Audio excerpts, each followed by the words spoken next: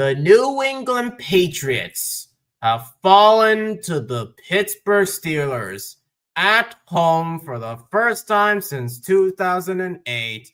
They lost to the Steelers for the first time since 2018, and this is potentially the final time the Patriots will face against Aaron Rodgers in the most embarrassing fashion ever. We'll talk about it here throughout the entire show here on the Patriots MayeFlower Voyage. What's going on, guys? I don't know what to say, Andy. I don't know what to say. Go ahead. I don't know what to say either, Dow. I mean, the new ship of state, the new MayeFlower ship of Patriots state is having, to say the least, a rocky start, a bumpy start. With such a young team and a new team, said this before, 52% of these guys were not here last year. And with an almost entirely new coaching staff, yes, that is to be expected. But the way the Patriots lost to Pittsburgh yesterday was, to put quite simply, unacceptable with a capital U. All the fact we were in that game despite 5 turnovers for the first time, like you said, since 2008 against the Steelers. The fact we were in that game, I have to say, is a testament to Vrabel's coaching. We were lucky to, in a way, we were lucky that first May pick came at the end of the half in garbage time, but still, that wasn't on him. It got tipped at the line of scrimmage. But, yeah, I mean, the Steeler D made plays when they needed to. And the Pats, and the first May pick really was on good Steeler defense. MONDRE, just, I mean, you gotta hold on to the ball, man. What self-respecting Pats fan wanted to see you do the same thing you did last year? Certainly not me.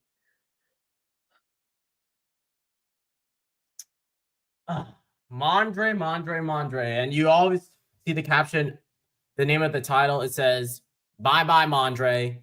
Or I could say, aka, bye Felicia. That's what I said on the Patriots Global Patreon page, because I knew from the get-go, MONDRE, after having an impressive game last week, granted it was against the Dolphins, we thought we would see the same type of performance against the deteriorating Pittsburgh Steelers, or should I say the old Patriots Steelers defense that lost Alex Highsmith, Deshaun Elliott, Joey Porter Jr.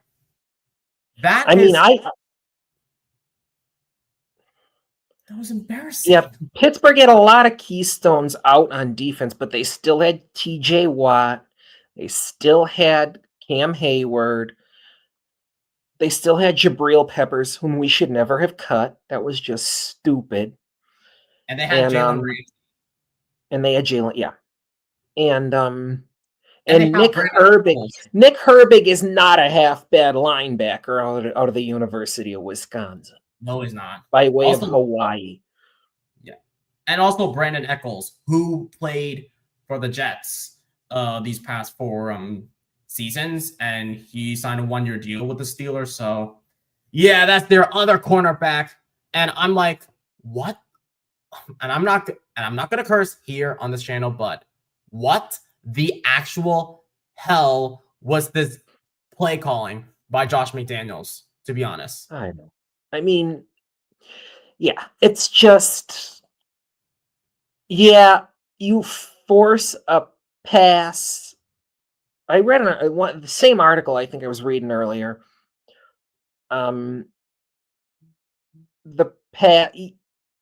Forcing a pass from the Pittsburgh 2 at the end of the first half, that was Pete Carroll and the Butler pick-esque right there.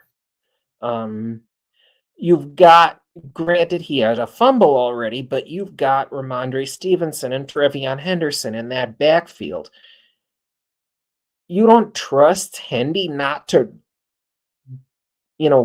run it in a yard and a half for the score, and you're 14 all headed into halftime, and the momentum's on your side, and you feel good. Well, Josh, I'm gonna say I did put him on my initial loser list. Again, so there was that, and then the final play of the entire game that wound up being Pop Douglas falling backward instead of forward. Yeah, that I did not You understand. force a pass on that. You didn't run that play either. And again, you only had 2 yards for the first down, and you had a chance to tie it, if not go up by way of a 2-point conversion.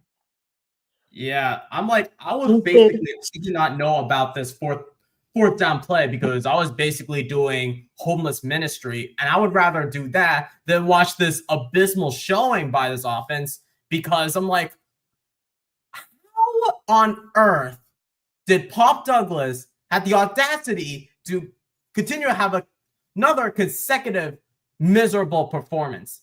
Last week he didn't have any production. The week before he did have a touchdown, but only for negative two yards.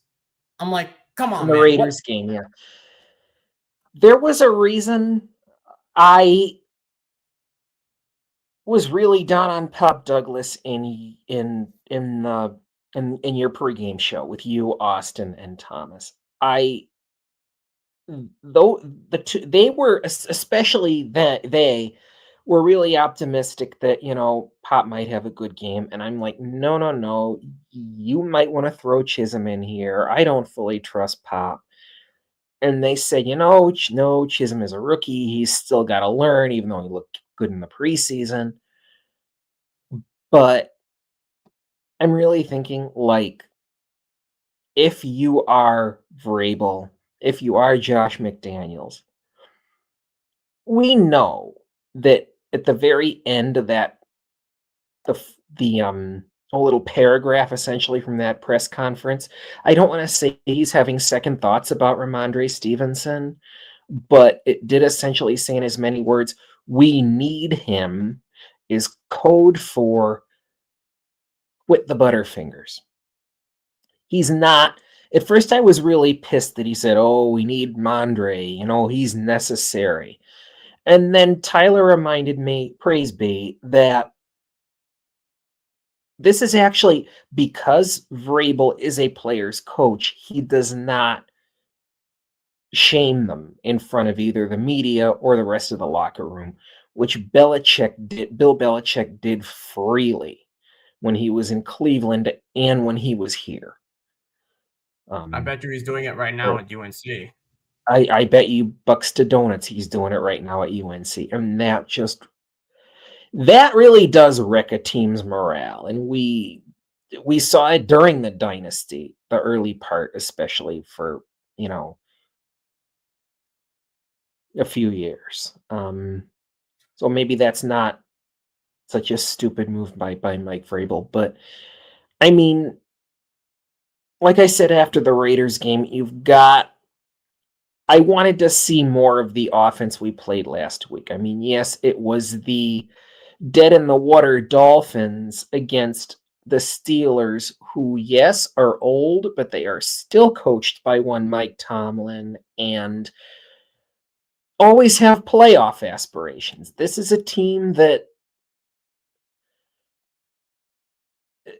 was clearly not happy with being 1-1 and that loss to Seattle last week. And credit to them, they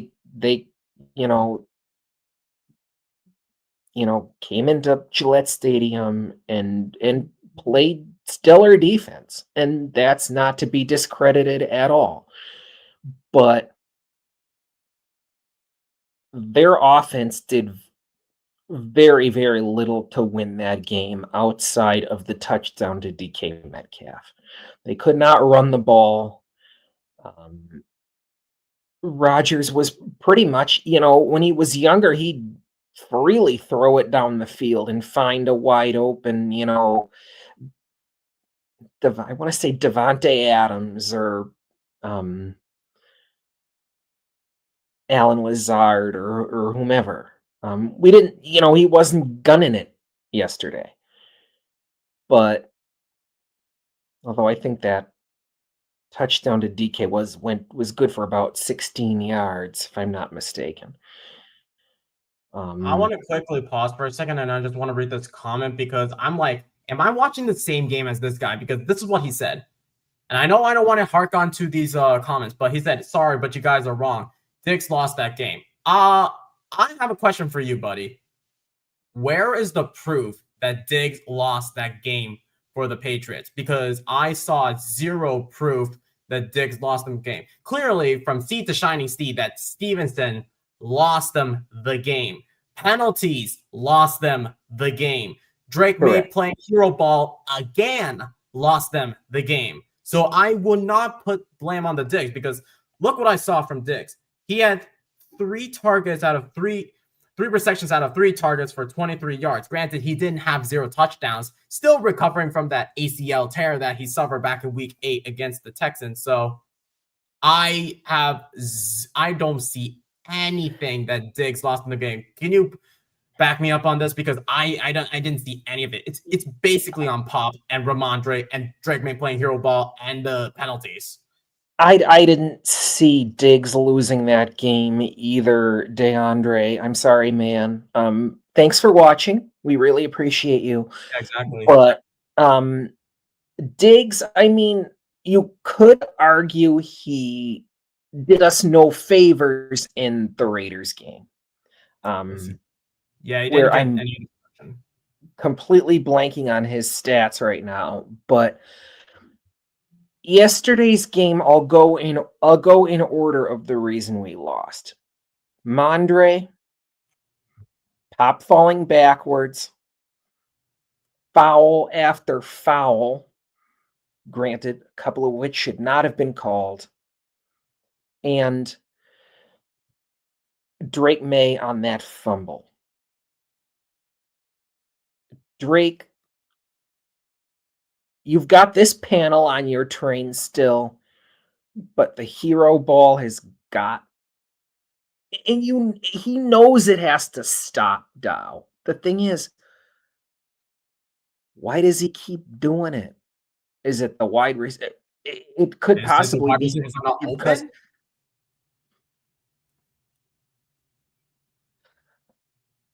it could. Because that's the other reason why he was playing hero ball is because the wide receivers were not open. Exactly. It could be because, and I wouldn't blame McDaniels at all for doing this. Somebody said in the chat yesterday, why was Boutte pulled in favor of Pop Douglas? That was so dumb. Wait, what? Correct. Oh, you heard me correctly. Yeah. That makes 0 sense.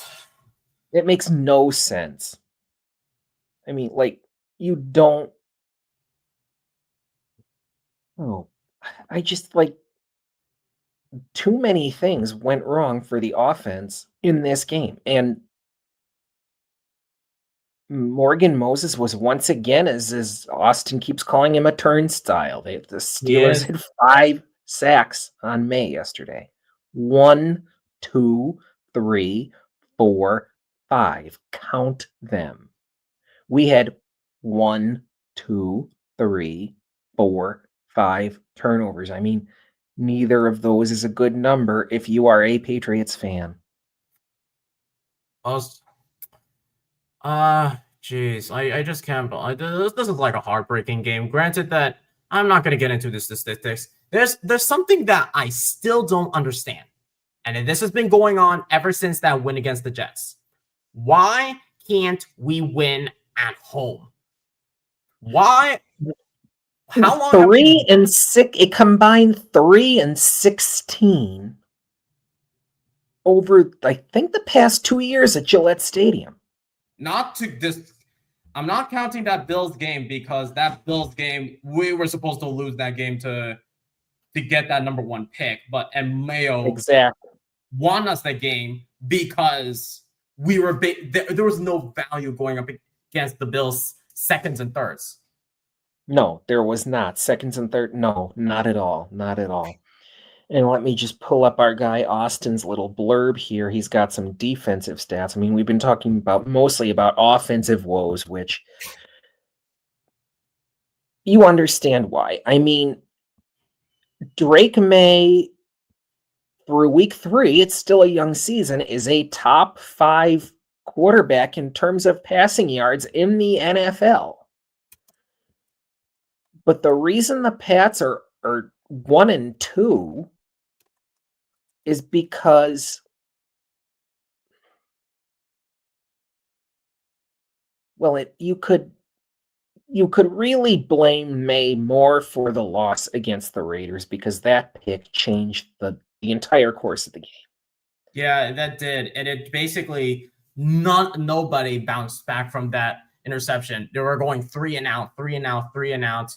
And I just feel, and I think Eric said it himself. I think we discussed about this morning. He said, poor football fundamentals cost them the game. Basically, they're undisciplined. What Austin says here, midway through the 4th quarter, a turning point was the Nick Herbig strip sack of May, and that Herbig got the strip sack and Watt recovered at the 38 of Pittsburgh. That was him trying to play hero ball there. It's like, was there a receiver deep on that play? I don't even remember. I don't even remember. Also, DeAndre, what do you mean Gonzo? Also, I just wrote it in the chat like a minute ago, but I didn't understand this. What did you mean Gonzo deserves the blame? He basically, I get it. He is still suffering from that hamstring injury that he suffered back July, but don't blame that on him. Man, Gonzo doesn't deserve the blame. What I don't know. What's the Gonzo is, for whatever reason, and I've seen this in YouTube chats, is being called lazy. What? Like, yeah. I mean, I get it, a hamstring injury. There should have been an earlier return for him. And yes, when I saw he was not playing, I was not pleased. I'm like, okay, we might just need him to see off DK Metcalf in this game, or we're screwed. DK Metcalf, lo and behold, had that touchdown. Steelers go up 14-0, and the rest is history, as they say. And then you don't understand why people were bashing over the fact that Gonzo never got captain. Well, that could be a possibility, but here's the thing. If he was practicing, that could actually, we're no doctors here. Let's get that straight. But if I can imagine, if he continues practicing, that could do more damage to that hamstring injury. You're right. I did not think of that, but you are 100% right. I also think that we should fire Duron Mayo, who has been the strength and team's strength and conditioning coach. Gerard's brother.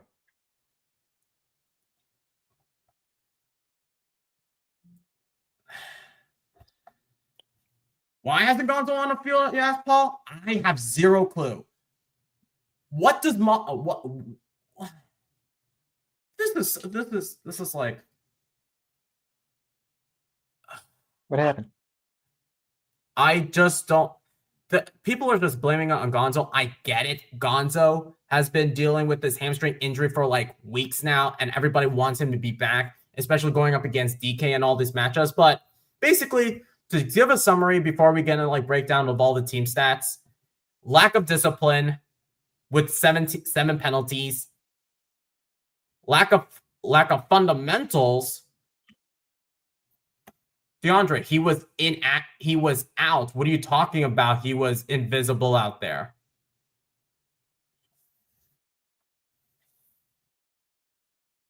You know what? Let's just stop bashing about Gonzo over the fact that let's just get into the main part. What are we even talking? Why are we wasting our time talking about blaming these guys, blaming that guy? This is not how we're. Dow.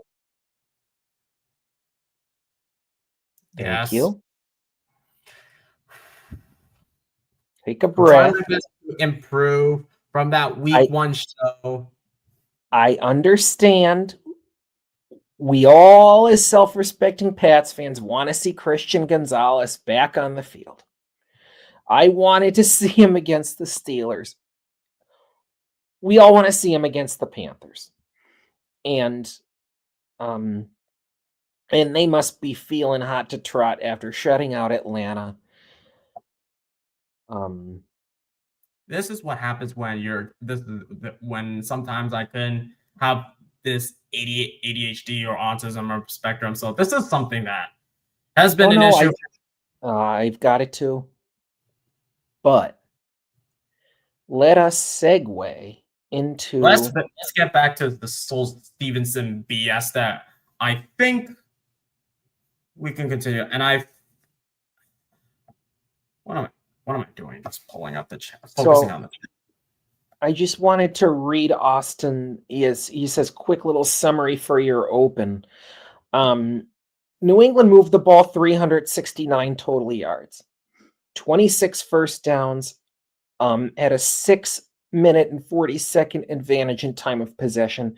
But like as we've already alluded to, 5 turnovers and 5 sacks did the Patriots beyond no favors. Pittsburgh had just 203 yards of total offense, barely eclipsed 200 yards of total offense, but their red zone offense worked to perfection. They went 3 for 3 and took advantage of short fields. We have not, and this has been an offensive woe for the Patriots for a long time now, not being able to take advantage of a short field. Getting it at midfield in a game, I think last year it was in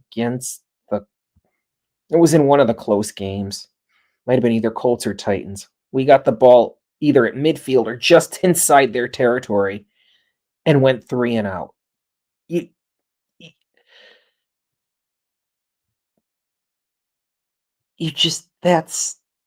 I'm not saying that happened yesterday, but like that was partly because, at least the left side of the O-line is a bright side so far this season with Will Campbell and Morgan Moses. Will Campbell and Jared Wilson and Garrett Bradbury.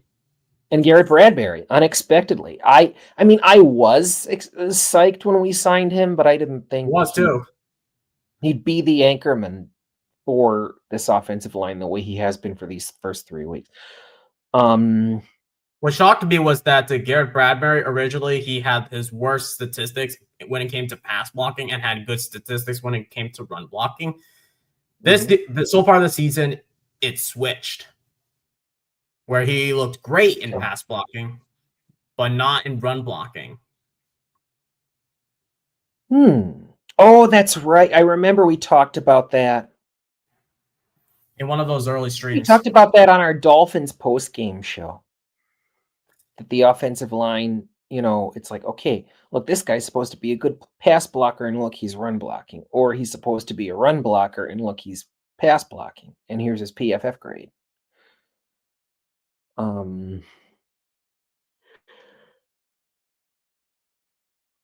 Pardon me. By the way, guys, if you haven't already, please make sure. I should have mentioned it in my intro, but because of how disgusting this game was, I didn't feel like they had the momentum to.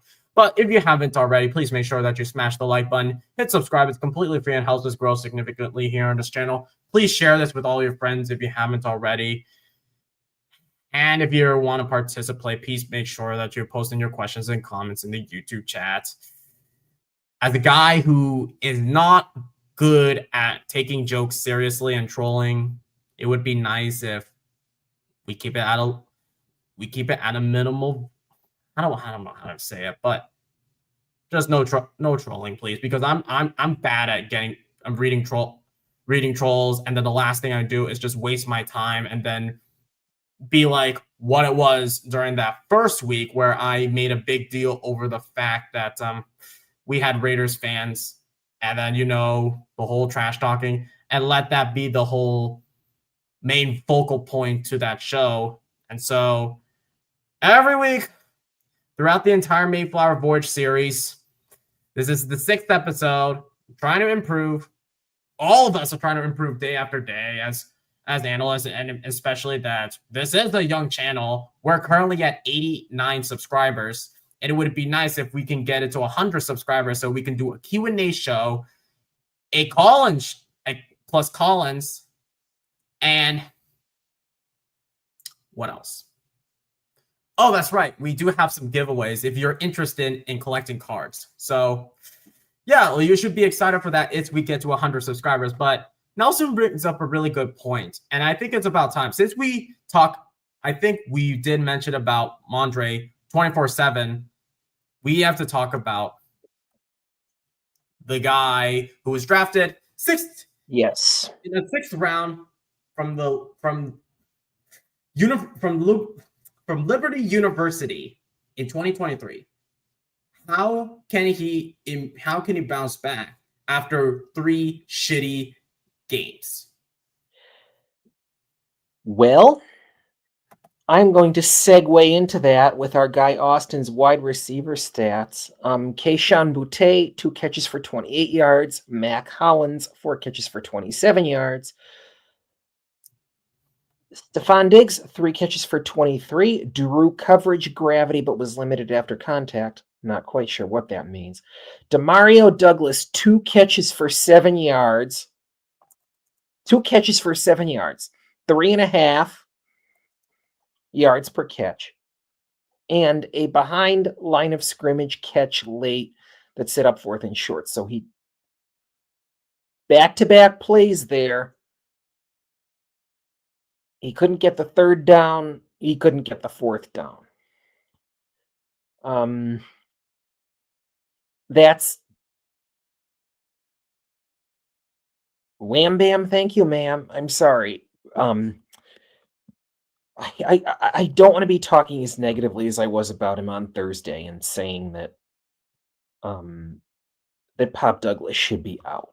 But back to your question about what can be done to improve his. Really, ball security wasn't a problem with him yesterday. What can be done to improve his,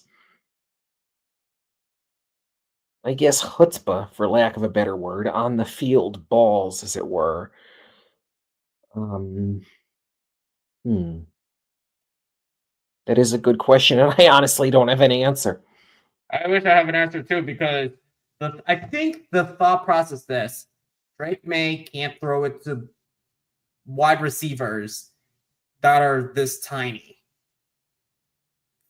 Because that has been a knock on Pop for a long time, has been his size.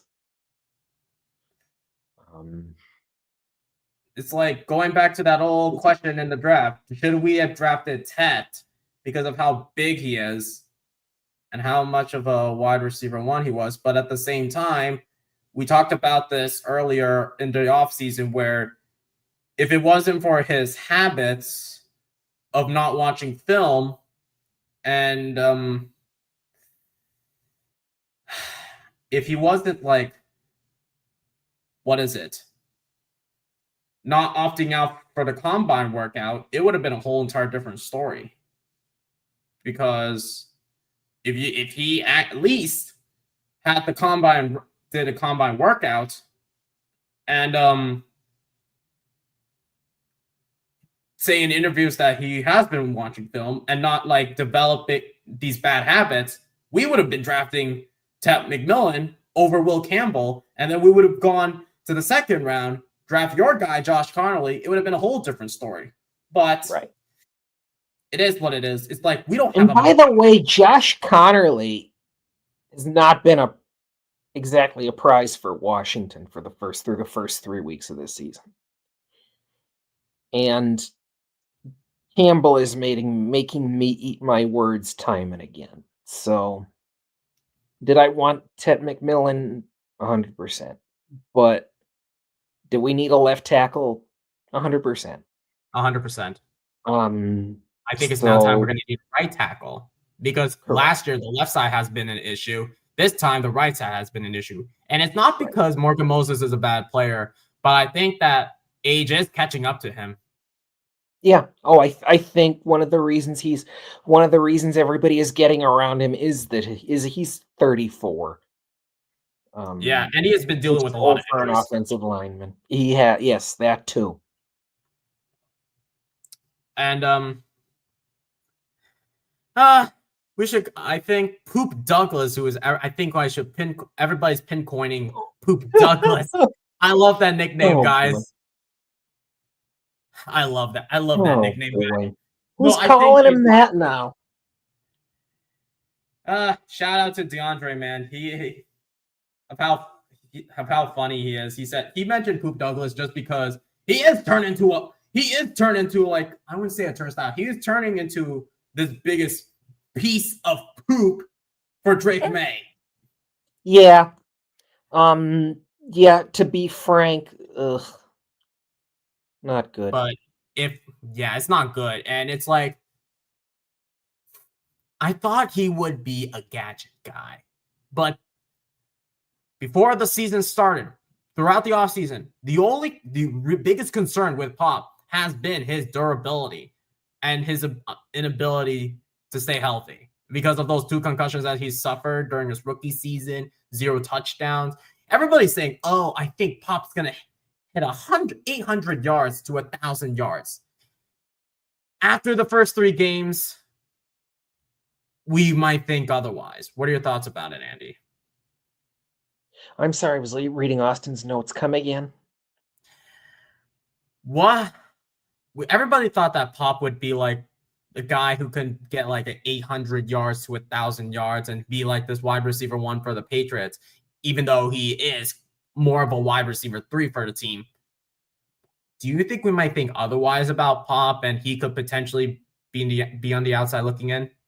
Oh, 100%. I was one of those guys who, coming into last year, had high hopes for Pop Douglas. I did not appreciate the way Belichick, again, Belichick in the offense and in his approach to offense is despicable. It's just like, yeah. Anyway, I'm not going down that rabbit hole. Yeah, we're not going down the rabbit hole of wide receivers. We should have I had high hopes for Pop coming into 2024 with a relatively new coaching staff. And we obviously know what happened there with across the offensive line. Again, coming into this year, I thought the guys I actually had more hope for were Boutte and Diggs. And they have shown more through, not saying a whole lot, but they've shown more through these first 3 games than Pop Douglas has. As has Mac Hollins. Hollins has had a couple of nice catches. I also think that you should have taken out Pop and give Kyle Williams some reps because he is a 3rd rounder. Yes, 100%. Nelson said, "Could Pop be the next Tyquan Thornton?" I don't want to hear or see the name Tyquan Thornton right now. I don't want to hear it either. No discredit to you, Nelson, but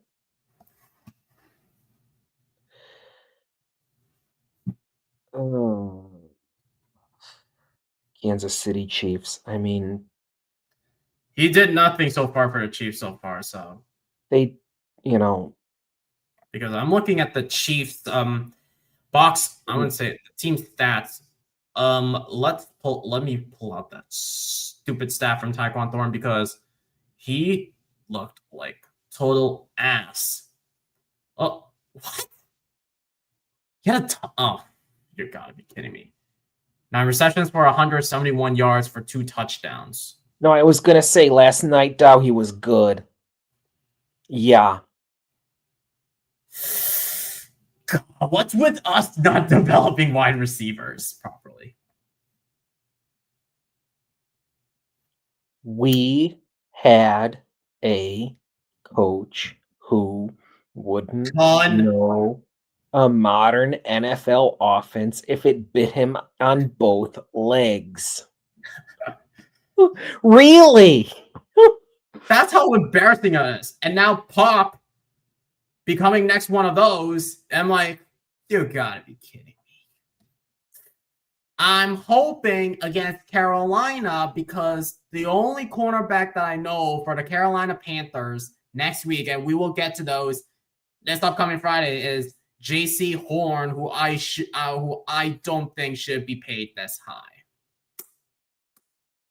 What are they? That's right. He was re-upped like with crazy money this offseason. What was it? Help me out here. Let me look up his 4-year, $100 million contract extension with the Carolina Panthers. $100 million. Oh, $70 million guaranteed.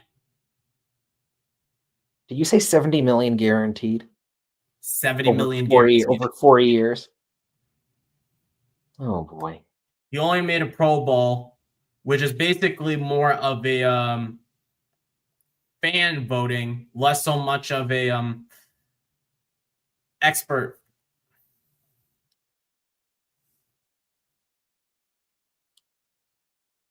Yeah. And then I don't want to. The last thing I don't want to hear, since we talk about Tyquan Thornton, is we don't want to hear the last thing is Jalen Polk going off for the Saints, even though he's on IR. That's the last thing I want to hear. I just don't want to hear about any shades of that Belichick regime not knowing what they were doing on offense, because we can now say this is not a venting channel. This is an analytics channel. And yes. So let's get back to where we were. So let's talk about those penalties. Yes. Mainly on defense. Turnovers and penalties, because Austin says here turnovers at the worst possible times, and he's entirely correct. 5 total, including goal to go, including a red zone pick and a 1-yard fumble. And I thought, didn't MONDRE have 2 fumbles at the goal line? Let me take a look at that first. Let me watch that first drive, because I want to say a huge shout out to Tom, because he just created his brand new website where we have access to all film. And if I have the chance to look at the plays from that first drive, oh god, I want to read it. It was the first fumble. It was within the 3rd play of the first drive. It was from the 38 to the New England 42-yard line. Holcomb forced the fumble. Ramondre couldn't secure it, and it was recovered by Darius Slay.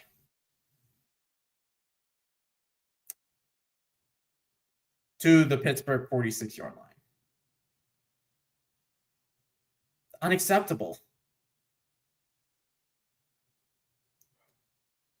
What are your thoughts on that, Andy? When I read that play, was that MONDRE? Was that Gibson? Was that MONDRE or Gibson? That was MONDRE. Oh, so he did. I guess Austin's right. He really did only have 1 goal line fumble. I don't know why I thought it was. Gibson had another fumble. It was also on the goal line, but Peppers punched it. Yeah. That's yep.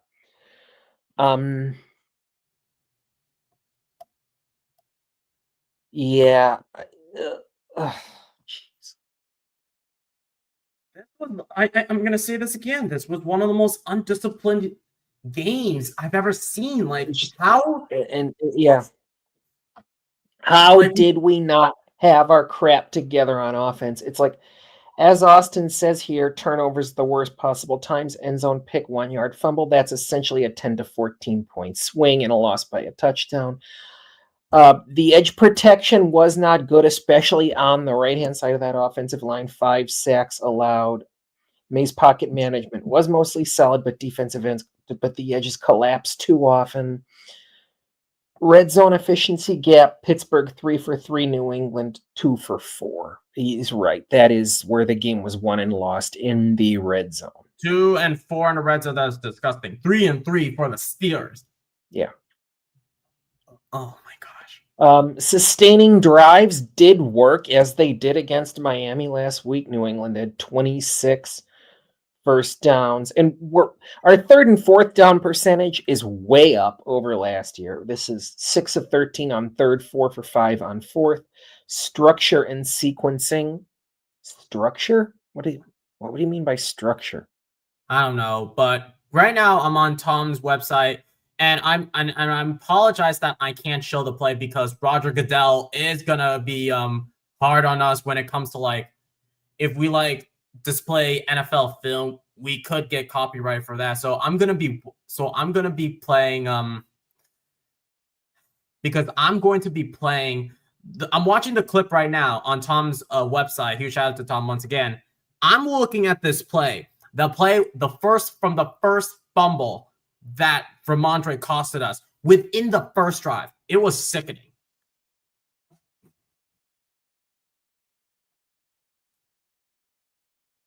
Look at how this is. No, do you know how, Andy? You got to see this. Look how Ramondre Stevenson carried the ball. He carried the ball like, he didn't carry the ball like this or this. He did it like this.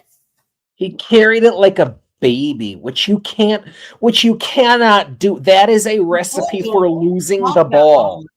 Yeah. Like, I'm gonna move the chair for a second. I'll give you a demonstration of what Ramondre Stevenson was doing.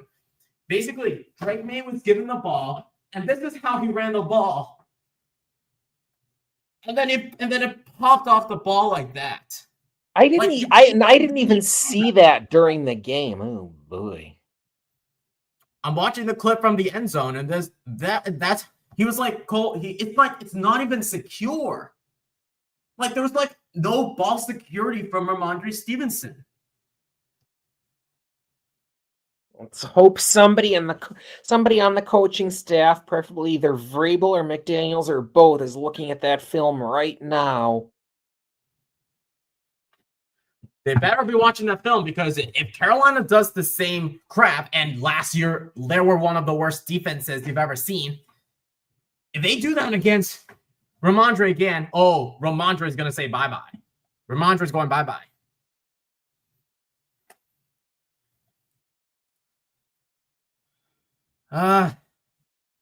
Ramondre is definitely a big. Give Henderson at least half the snaps on running back this coming Sunday. Also, what's with Bedard on saying that Henderson is not a lead back? I get it that a lot of people are saying he's not a bell cow. It's probably in part because not Hampton. Quinshon Judkins, I think, was the RB1 at Ohio State. And Henderson was behind him.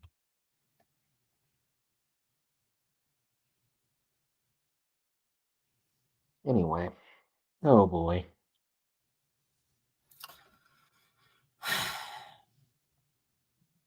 Tyler said, I believe Stevenson wanted to extend the ball to cross the plane. In doing so, the fumble was caused. Yeah, he's right. He's right.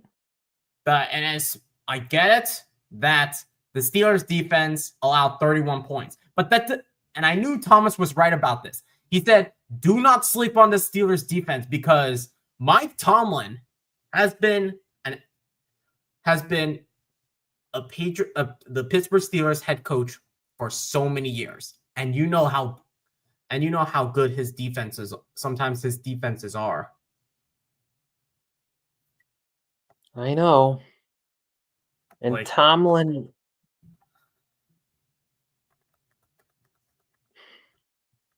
He's definitely going to be a Hall of Fame head coach. He's going to be a Hall of Tomlin Famer. will 100% be a Hall of Famer. I mean, the man has never had a losing season as a head coach. Even going 8-8. The worst he ever did was 8-8, brother.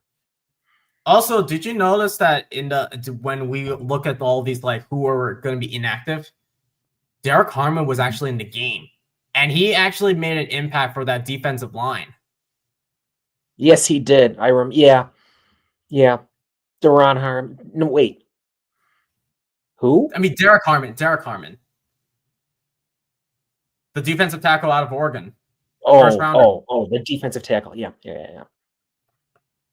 Also, I'm trying to find the third fumble, which actually, and I'm going to excuse my language, that fucked us that game big time. I'm trying to find that play. So what did you say? So MONDRE had one on the goal line and then one where?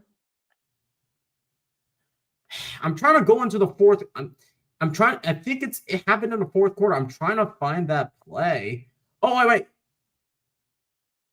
No, that's the Drake Maye fumble. Oh my gosh. The Drake Maye fumble. Let's talk about the Drake Maye fumble. Yeah. Like, what was Drake Maye thinking about that fumble?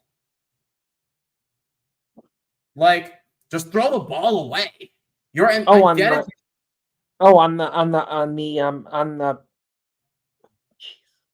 This was the fourth. This was in the fourth quarter. We're in the Pittsburgh 39 on the Herbig Watts strip sack. Yeah, and it was recovered. Yeah, I do not. I cannot. Yeah, I don't know what Drake was seeing on that play. I don't think he had one receiver within a country mile of where he was throwing.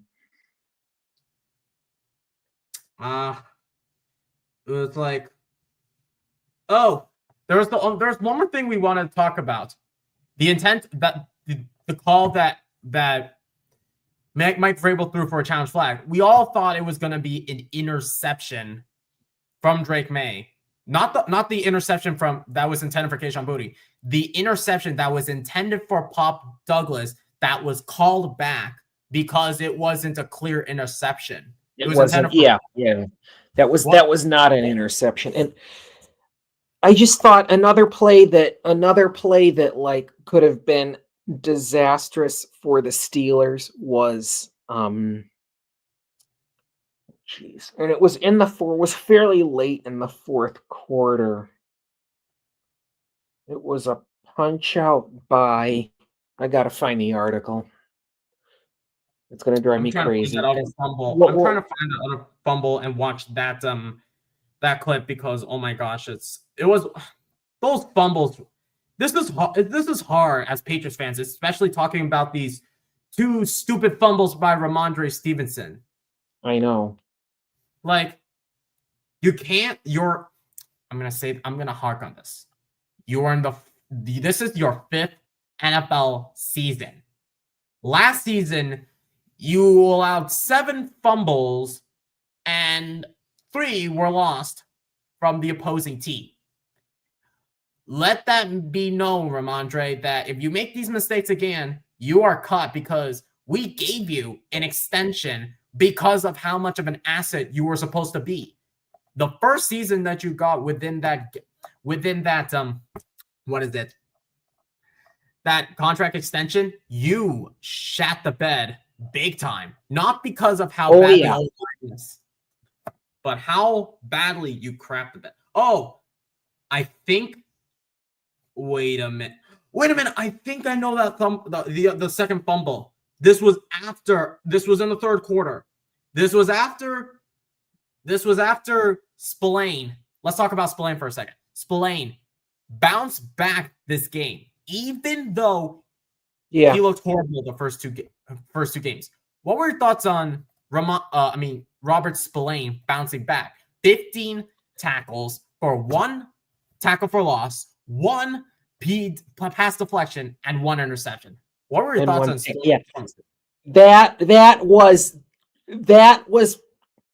Let us hope that was a coming out party for Spillane as a Patriot, because that's exactly how he played as a Raider the last season. That aggressive off the ball linebacker. And again, a position we've been lacking in for quite some time. It was nice to see him finally start. You said he had 15 total tackles, 15 total tackles. 3 for a loss, and the pick. Yeah, that was. Yeah, that our defense and Spillane's pick was, which we wound up capitalizing off of, I believe, scoring a touchdown. Yeah, that was he was a key reason we were not blown out yesterday. Yeah, so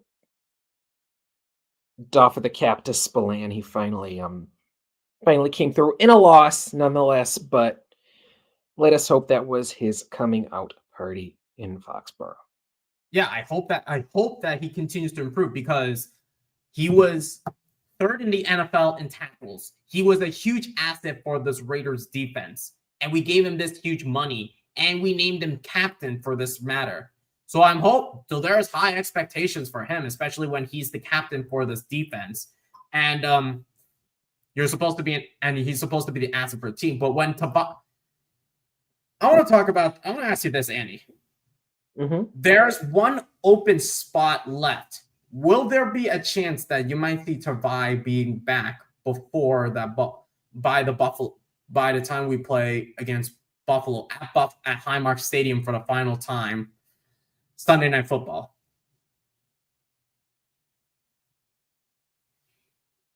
The Tavai is back.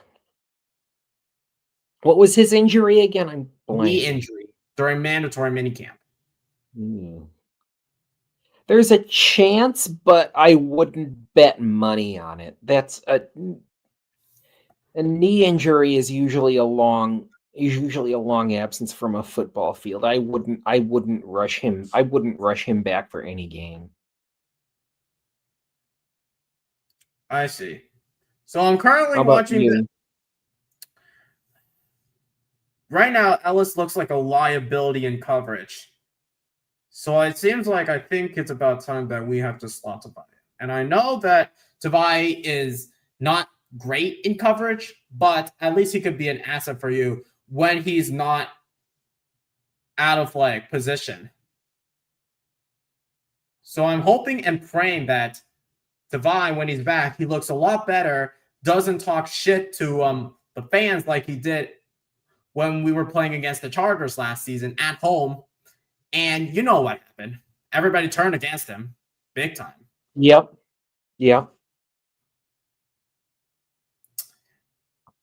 Yeah, at least we have not had, and I don't think Vrabel will stand for this. We have not, again, it's a young season. We have not had a player go off on the fan base yet. And let's hope that does not happen.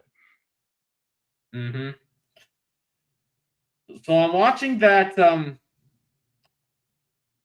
second fumble by the goal line. Let me look closely at the play. Let me look closely.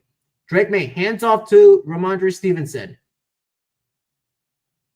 Oh my gosh. Guess how Ramondre Stevenson hold the ball this time about a goal line. And you're going to be upset. You're going to be livid about this. He was holding the ball like this. What running back? You can't clutch the ball with your elbows, Dow. Oh my God. Like, why do you do? What is that man? What is that man thinking? Generally, he would hold the ball like this or like this, because I would rather hold the ball like this. I don't know, Andy. Like, Ramondre Stevenson needs to. This is what me and Nelson have been talking about this morning, and it was either between Nelson or Eric. I don't know which one exactly, but we just talk about what the Patriots should be working on this upcoming Wednesday, Thursday, and Friday for practice, do the same thing that the Baltimore Ravens have been doing throughout the entire practice, spraying water all over the players, spraying all of the running backs when the running backs hold the ball. What are your thoughts on that? Spraying water at a force power. Because that's what the Baltimore Ravens did. To try and train a running back to hold on to the ball, that's honestly not, it sounds empirically stupid, but that might not be the worst way to go about training a running back. Especially one like MONDRE, who just like, and this just started, I mean, correct me if I'm wrong. I don't think he's been a gem on ball security since we drafted him. But in fact, no, he lost us that opener against Miami in 2021. Ugh. Wait, he did? I didn't watch I believe so. I could be wrong, but I think that was a MONDRE fumble on the goal line, if I'm not mistaken. Oh no. What about that fumble that he lost against Cincinnati at home during Christmas Eve? Remember that? Oh, I don't know. It was week 16 against Cincinnati at home around Christmas Eve. Oh, that's wrong. Jesus. Yeah, the man has just never been Mr. Reliable with the ball in his hands. I mean, you can't. You can't have a number one running back who runs hot and cold. I mean, that's a worse position in theory than wide receiver. Okay, so here's in terms of Stevenson held the ball. This is how he held the ball. This was the second fumble. This is how he carried the ball. That is not. I can see from that. That's a good angle. I can even see from that blurriness. It's not secure at all. I'm like, how are you a fifth year running back starter, and you're making these kind of mistakes? Does Saquon Barkley ever make these mistakes? No. Does Derrick Henry make these mistakes? No. Does Bijan Robinson make these mistakes? No. Even Jahmyr Gibbs? No. When you had James White as a star running back, he never did that. Do you think Ramondre Stevenson could be the next Stephen Ridley? Reference for me who that is again. The running back who allowed he was a former Patriots running back during the middle of the dynasty, where he allowed so many fumbles for the Patriots. Let me look up Stephen Ridley's, because he reminds me of Stephen Ridley, who was drafted by us. Four fumbles in 2020 and 2013, and lost 4 fumbles.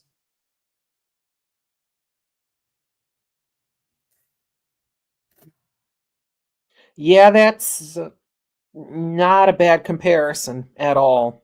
Fairly apt one, actually.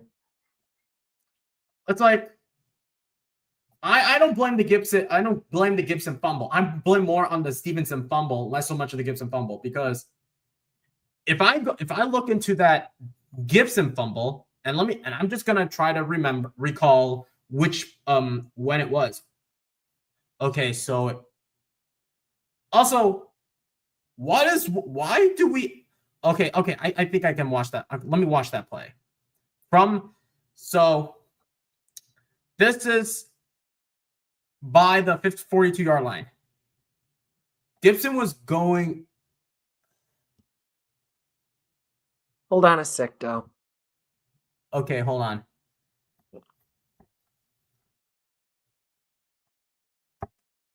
So I blame last year's fumbles for Stevenson on the workload he had and poor offensive line. Mondre. Why do you have to do this to? Why do you have to do this to us Patriots fans? I don't know, man. I don't know. I don't know.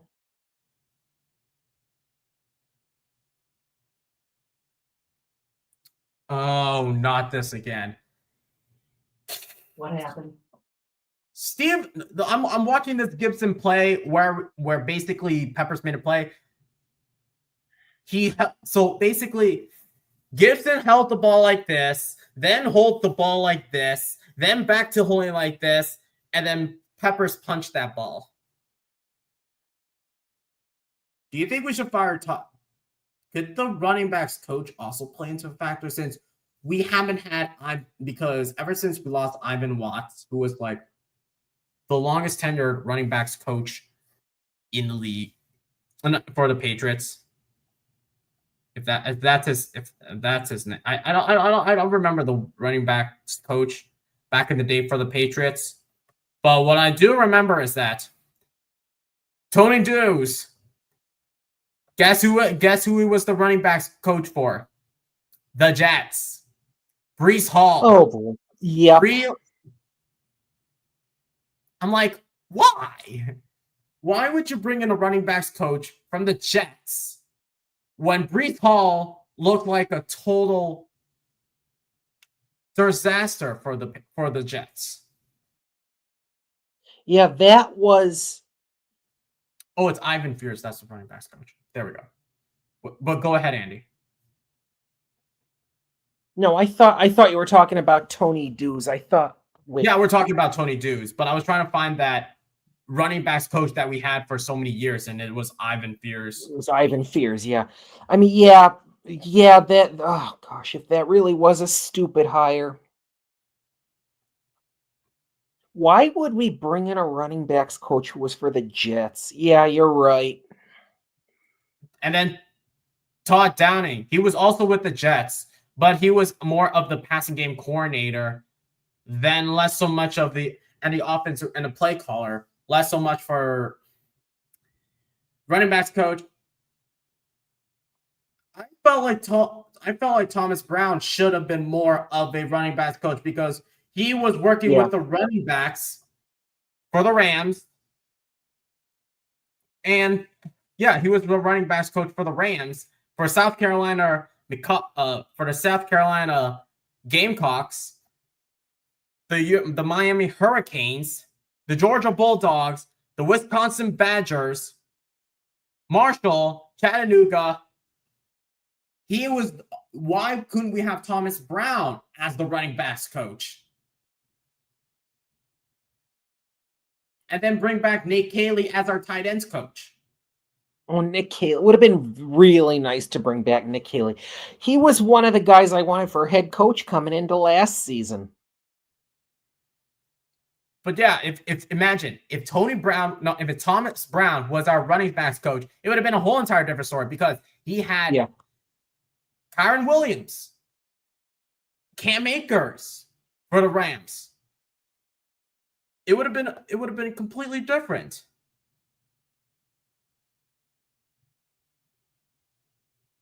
Yeah, I know. But then I just realized Tony Dews was with Mike Vrabel as the running backs coach, and Derrick Henry played well. So that So that crosses out my take, but then again, Ramondre Stevenson.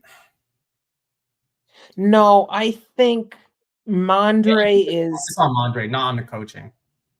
Yeah, I mean, because sometimes I blame it on coaching, but probably Tony Dews. The workload, I mean, yes, he did have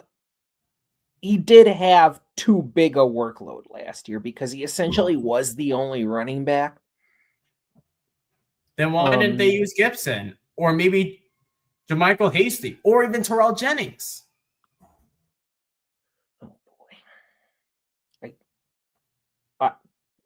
Your guess is as good as mine. Because I think this dream mainly is about this guy. Why did I even write the title Bye Bye MONDRE? Because MONDRE still hasn't improved. Because exactly.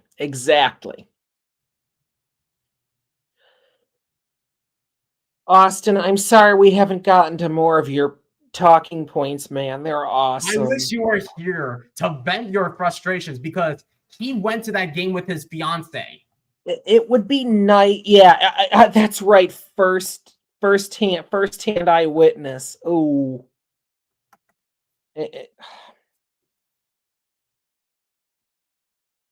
At this point, I don't want to even give my winners and losers because we obviously know who our losers are. but okay. I'm ready. Let's give our winners. I mean, obviously, Austin has Hunter Henry, Drake May, and the run defense. I would say I would definitely agree with Hunter Henry. He scored the game's only touchdown for the Patriots, went 8 receptions for 90 yards and 2 touchdowns, and was consistent in the passing game. I would say Robert Spillane was a winner for reasons I already mentioned. You know, 15 pressures is that's from a team who couldn't get the quarterback to save their lives last year. Got to Aaron Rodgers and held him to 139 yards. Think of it now. Tua and Geno Smith, who do not nearly have it's not really pedigree, who don't nearly have the aura around them that Aaron Rodgers does, both eclipse 300 yards. Rodgers didn't break 150, and yet the Pats still lost. Because of those turnovers. And I think Tyler mentioned something. I just realized something that I did not even think about. And Tyler laid it all out perfectly. When Ramondre's on, he's a killer. But against a defense like Pittsburgh, he can get decimated, as we saw. Perfect example. When we went up against Miami, he balled out because Miami's defense has been decimated with all the cornerbacks. Isn't correct me if I'm wrong, Tyler? Isn't Pittsburgh usually haven't they been known as a run defending team in the past under Tomlin? TJ Watt is the best run defender. Yeah. So MONDRE should have been more of a situational running back than being our bell cow running back. So why couldn't like Tyler said, it's the workload again. You treat him as a bell cow on the goal line, he could be golden. Like, here's what I'm gonna take off my tinfoil hat. Let me speculate all this. If Ramondre we're going up against the Panthers. Panthers have a shitty defense. I would be surprised if Ramondre balls out against the Panthers defense. I will be shocked I would be surprised if Ramondre balls out against the Panthers defense and then looks horrible against the Buffalo Bills and then looks great against the Saints and then looks horrible against the Titans and then looks great against the Browns and then looks great against the Falcons, looks horrible against the Buccaneers, looks great against the Jets, looks great against the Bengals, looks crap against the Giants, looks bad against the Bills after the bye, looks bad against the Ravens, looks better against the Jets, and looks better against the Dolphins. Do you see a pattern, Andy? I do. And I mean, we obviously know Baltimore, Buffalo, and Tampa Bay all have Tampa Bay, though, they just escaped with a win over the Jets yesterday. I mean, they got lucky. But yes, I do see a trend in that list you just mentioned of the teams we face this year. And if he starts next Sunday's game and fumbles once, I want bye-bye, see you later. At least sideline him. But then again, if we bench him, it could change. It could hurt the morale for the team. Oh shit! Because you said before, because Mike Vrabel is a player. Oh yeah, and that would be too Belichickian to pull a player in the middle of the game. But here's the one problem that I have with Stevenson. There's one problem. Ever since 2022, he hasn't gotten to 1K. He hasn't hit 1K yards ever. Not even in college. Never been 1,000-yard rusher. Yeah. Like 2019, he only had 515 rushing yards for 6 touchdowns. 2020, he had 665 yards, 7 touchdowns. He's more of a Belichick guy. Because he was drafted by that regime. This is not Mike Vrabel's. Mm-hmm. So no. I would not be surprised if we draft another running back that is more of a bell cow running back. I think that article I said, read between the lines on Stevenson. We were all fairly surprised because we have Stevenson, even with the fumble issue from last year, when we took a running back, when we took Henderson at 38. And that said, I wonder if Vrabel, not that he doesn't trust MONDRE, but that, MONDRE is a Belichick guy. He's not somebody I see as a long-term member of this team.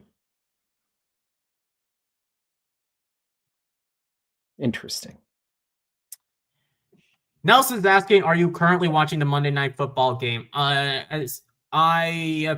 No, but I did. The last I checked, it was 14-7 Detroit. Detroit has the ball now. But let's go back to Stevenson for a bit. Yeah. When I did not think that I'm going to name my third winner. So what did I say? I said Henry. I said Spillane.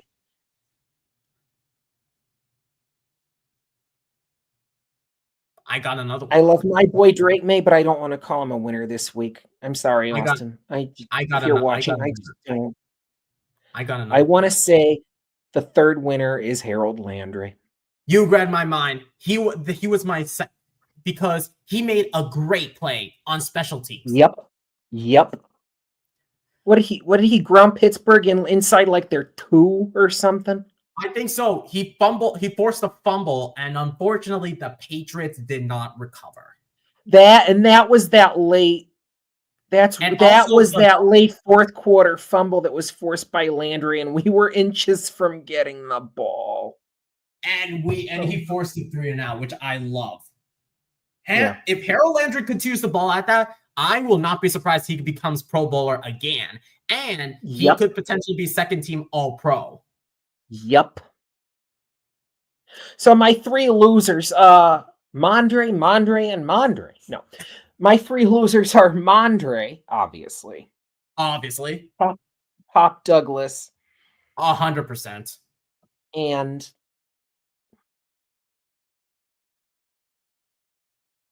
it's a tie between, our secondary did not look as bad as it had the past couple of weeks. But unfortunately, still by no means great. And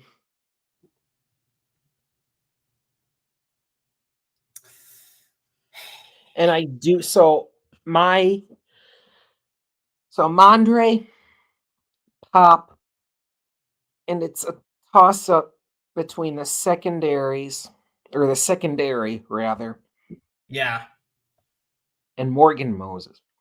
That's because almost all of those sacks came from the right side of the offensive line.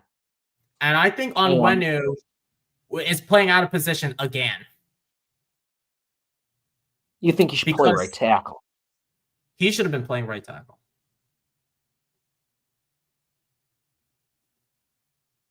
Because I feel like he should have been. I think that Ramondre Stevenson should play back a tackle and give because at the or maybe Ramondre Stevenson. What am I talking about? I'm having a brain fart right now because of the Steelers loss.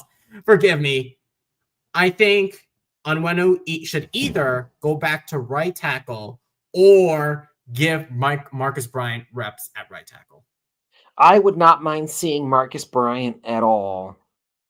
Seeing reps at right tackle in practice with how Moses has looked And these because first of, 3 and games. also during Moses has not been good in any of these 3 games. He was not good against Vegas. He was not good against Miami. He was not good against Pittsburgh. I mean, there's a reason why the Jets say good luck with Morgan Moses. Yes, I love the idea of signing him to be a mentor to Big Will, and he's been a great one, fantastic. But on the football field, no.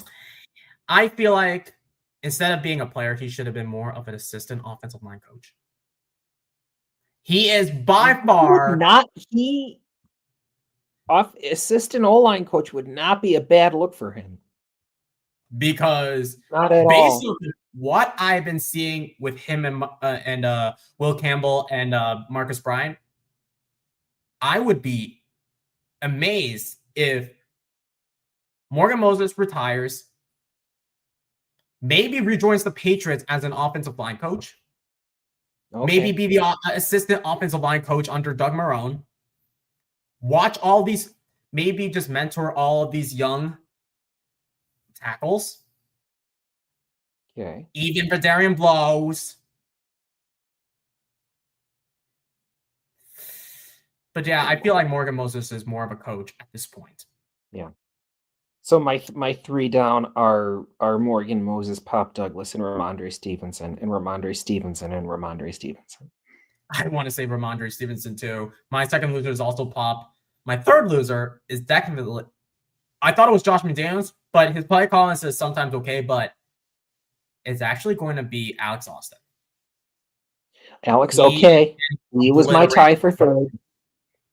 He was getting obliterated. He was laid out. He got flattened. I think it was on Pittsburgh's second scoring drive. But yeah,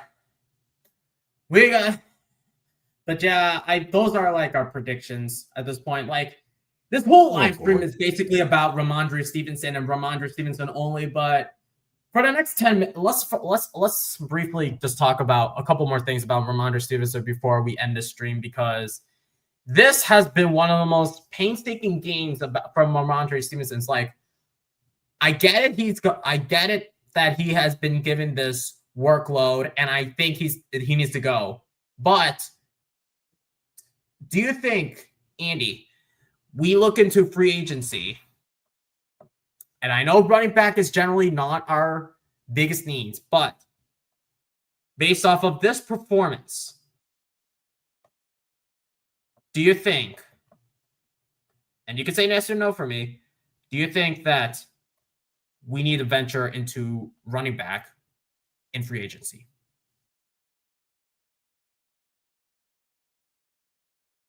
Yes, probably. I would lean in that direction. And here are some actually good running backs that we can actually get. Austin Eckler, unfortunately, he's getting old. We have Travis Etienne, former first rounder. We have Javonte Williams, Rico Dowdle, Elijah Mitchell, Nick Chubb, Breece Hall, Kenneth Walker, J.K. Dobbins, Kenneth Gainwell. K9 is going to be an FA. Oh, that's right. Jeez. Okay, really? Already? He signed a 1 year. I think he signed a 1 year deal with the Steelers. Kenneth Walker. Yes, Kenneth Walker. They haven't signed it. They haven't given him an extension yet. We can also get Kenneth Craig Walker's Reynolds. Not a Steeler. He's a Seahawk. No, I'm saying that he could get him in free agency in 2000. Yes, Tyler. I'm talking about 2026 free agents. Yes, I'm talking about free agency in 2026. Yes, Kenneth Gainwell is a Steeler. I'm saying that he's going to Gainwell. You said Walker, you meant Gainwell. Well, both are going to hit free agency next year. Okay. But yes, if Seattle doesn't give Kenneth Walker an extension, then I think I would. Yes, 100%. 100% keep our eyes on Kenneth Walker. We can also get Kareem Hunt, even though there have been some legal issues in the past, but they're overblown.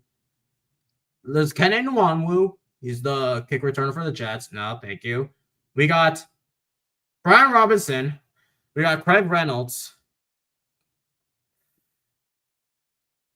Ty Chandler, who is with the Vikings currently. Interesting. No to Pacheco. No to Pacheco is correct. I think Pacheco's getting washed. I think Pacheco's washed.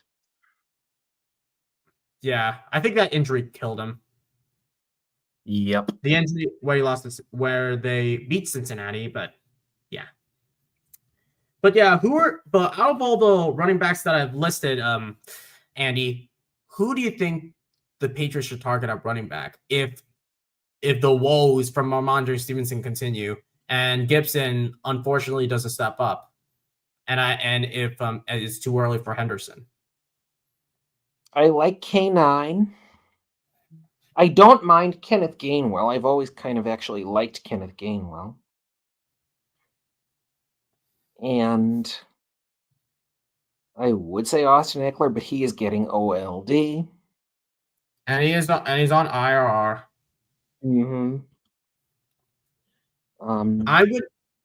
I don't know if we should trade for Kamara.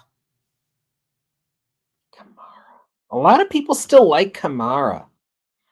He's remind me how old he is. He might only be in his mid-20s. Alvin Kamara. He's actually 30. He's 30. Oh, brother. He's been in the league for a while. No to Breece Hall. No to Breece Hall, because Breece Hall still hasn't proven me anything at all.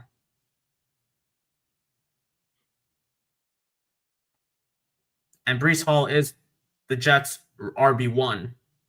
Behind him is Braylon Allen and Isaiah Davis.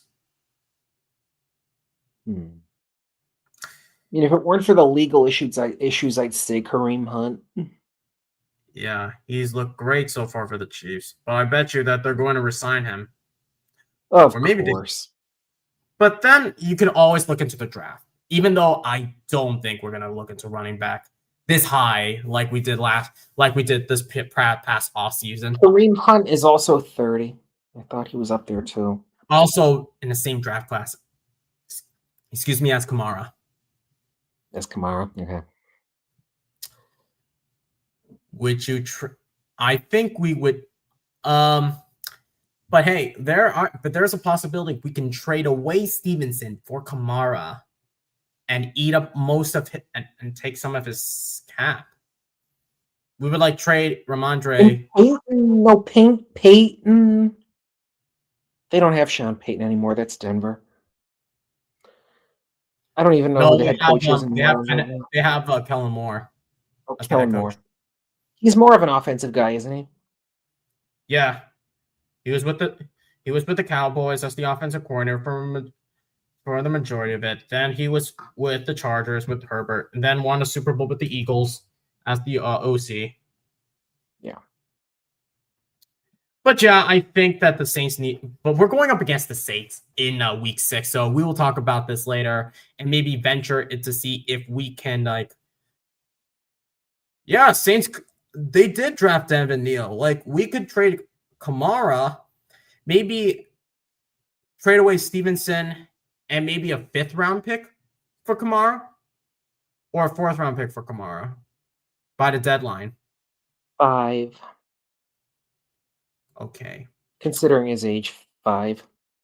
Okay, so maybe a 5th round, maybe for Kamara. I don't know what his deal looks like, but I would not be upset if we trade for Kamara by the deadline.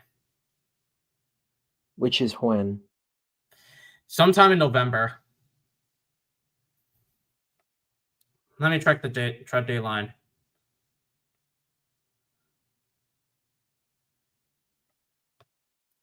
When is the NFL? November 4th. Okay, cool. So maybe we keep Stevenson. Let's see how well his stock goes.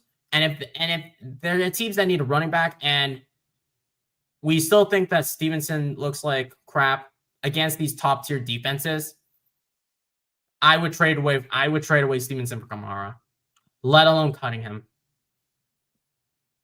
What are your thoughts on that, Andy? Before we sign off. Yeah, I agree. I definitely think if he looks bad, and there are chances if assuming unfortunately Henderson doesn't get the, at least I don't know. I want to see his snap count go up, but even if we win one of these next two games, if he looks like crap against Carolina or Buffalo, he will look like crap against Buffalo. We can go out and say that right now. Absolutely float the idea of trading him. Yeah, because I still remember that play where Ramondre fumbled that ball against Buffalo week 16, and I still don't forgive him for that. Oh, was that a couple years ago? No, this was last season. He fumbled the ball against Buffalo and at Buffalo. Yeah. When we were in that game, yeah. Final Again, question. that man. This is what kills me about him now. He has the horrid habit of losing the ball in the red zone. That is sadly not new.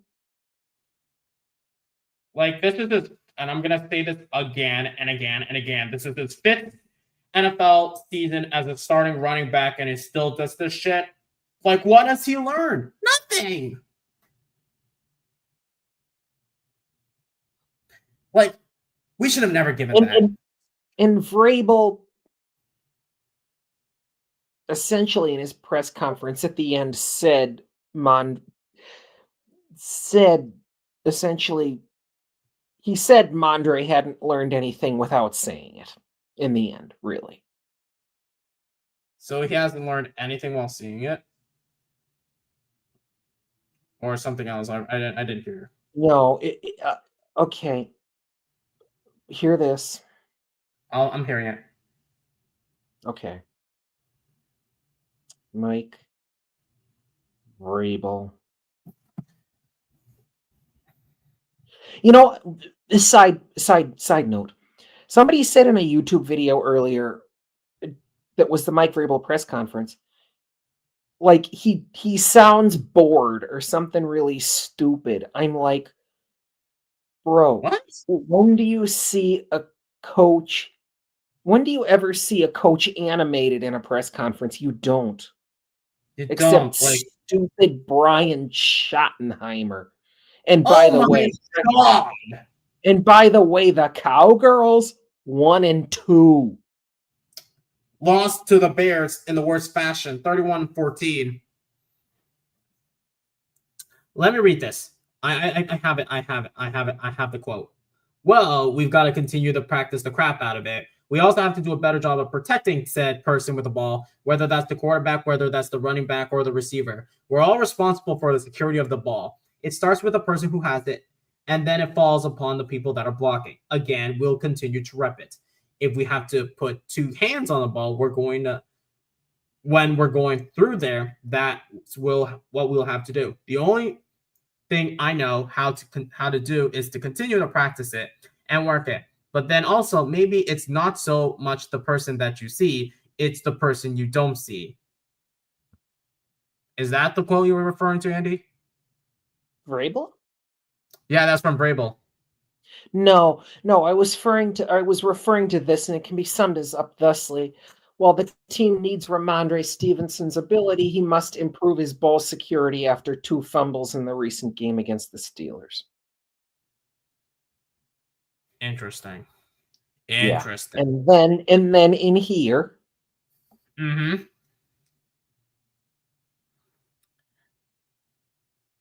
Originally, I thought we would cover the whole game, but because it's about MONDRE, we have to discuss MONDRE at this point.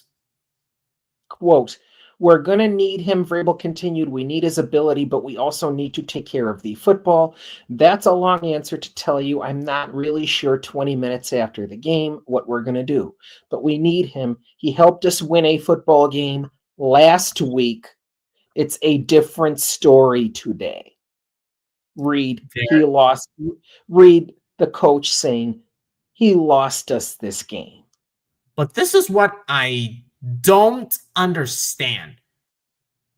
Ramondre Stevenson last week, he was our leading receiver last week against the Dolphins. Well, as you alluded to earlier, is he actually like meant to be a receiving back? Like almost a hybrid wide receiver running back. Weird. Then again, Henderson is your type of guy too. Yeah. So that's what a lot of people said about Henderson. Well, his best season was back in 2022, where Coach Pencil gave him a shitload on his plate. Pencil. Yep. But yes, we need to reevaluate Ramondre Stevenson from there and see how well he does against different defenses, because it seems like against easier defenses, Ramondre looks great. Against defenses like the Pittsburgh Steelers and the Las Vegas Raiders, he looked non-existent. I thought the first two games against teams with stout defenses along with defensive-minded coaches like Pete Carroll and Mike Tomlin. And then week 5, Sean McDermott. Week 9, Todd Bowles. Raheem Morris. Week 10, Todd Bowles. Week 11, Aaron Glenn. Even though the Jets look, I'm sorry. I'm not trying to bring color into this whole thing, but the Aaron Glenn, you're talking Glenn, Morris, Tomlin. Those are all defensive-minded guys. And MONDRE is going, and teams that are more like that have offensive-minded head coaches, Stevenson thrives for some reason. Interesting. But then again, he had 7 fumbles. He had 7 fumbles last week in the last season. So it doesn't kind of make sense. Because against the Bengals week 1, I don't know exactly, but I think he fumbled the ball, but I don't know exactly entirely. I do remember certain fumbles, which cost us the game, but... And I think it was in 21 when he lost us that game to the Dolphins. I'm 99.9% sure Flores was their head coach. Again, defense. He was their head coach. The final season, and I think that's where the Dolphins' downfall happened. Yep. To a screen about... Who didn't like Flores. Yep. Yeah.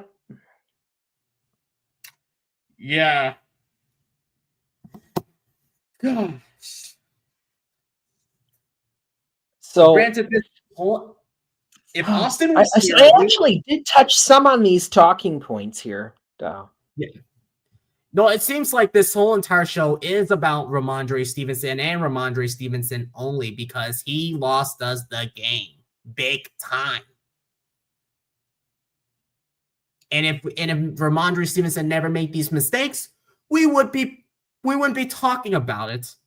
And we wouldn't be talking about some of the other issues like penalties, pop, You talked about Mondre's ball security, and Austin said this: ball carriage emphasis for Steven and Gibson, drill high and tight in traffic,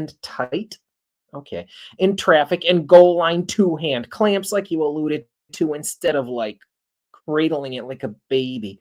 4 lost fumbles is non-viable. Yeah, that's 100. Yeah, that's correct. Also, guys, only 7 likes so far. Only 7 likes so far. And also, we're at 91 subscribers. If we can picked get up a couple more, we can get that Q&A started. We could celebrate with a Q&A call-in show and a giveaway show.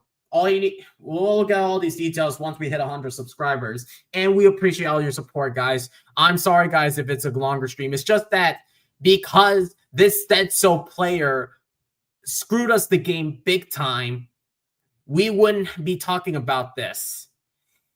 And it's safe to say, I think that's going to end off the show, because I feel like the more we talk about this said player, the more it's going to hurt his morale. So we're going to end off the stream here. We're going to continue this journey with episode 7 against the Carolina Panthers. And before we sign off, Andy, what do you expect again at home again against the Carolina Panthers, led by Dave Canales and Bryce Young?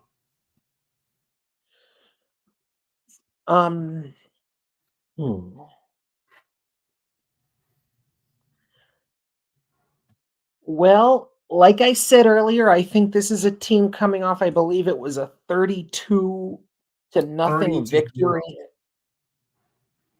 32, yep. To none. Against a division rival. And that is a team like us with a younger quarterback, with a young wide receiver in Ted McMillan, who's going to be, looking at that Steelers game and thinking, holy crap, are the Pats beatable? And coming up here and wanting to win. And we just need to play disciplined freaking football, which we haven't played for 3 weeks. Canales, again, I think you're talking a defensive-minded head coach. Am I correct? He is an offensive-minded head coach. He was the offensive coordinator for the Tampa Bay Buccaneers. He was the quarterback's coach for the Seattle Seahawks. Basically, he revived Geno Smith's career, and he revived Baker Mayfield's career. Okay. So we're basically seeing we're more worried about the Panthers' offense, less so much of the Panthers' defense. But as Tyra said, based off of what happened last week, we cannot sleep on the Panthers. And I hope you're right, Nelson, that the defense is going to be pissed. I hope you're right. And I bet the whole entire team should be pissed after their performance. I hope so. I want to see a team actually firing on all cylinders next weekend. I hope so too. Oh boy. This has been a long, stressful stream, Andy, and I apologize to some of the fans who had to deal with this entire rant. We know we don't want to put you all the suffering after having to do with this said person's fumbling issues by the red zone. That's the story for that game. But thank you for another episode here of the Patriots MayeFlower Voyage series here on NE Patriots Talk. We appreciate you as we're going to continue this journey from Pittsburgh to North Carolina, where Drake Maye was raised, played for North Carolina. He was a Panthers fan at one point. So we will get to that this upcoming Friday. I think I'm going to be home for that weekend. So because my friend is taking me to that game. So we will get to more of that with Tyler, with Austin and Thomas this upcoming Friday. I'll see you next week, Andy, at home. And as always, guys, go Pats. Let's go Pats.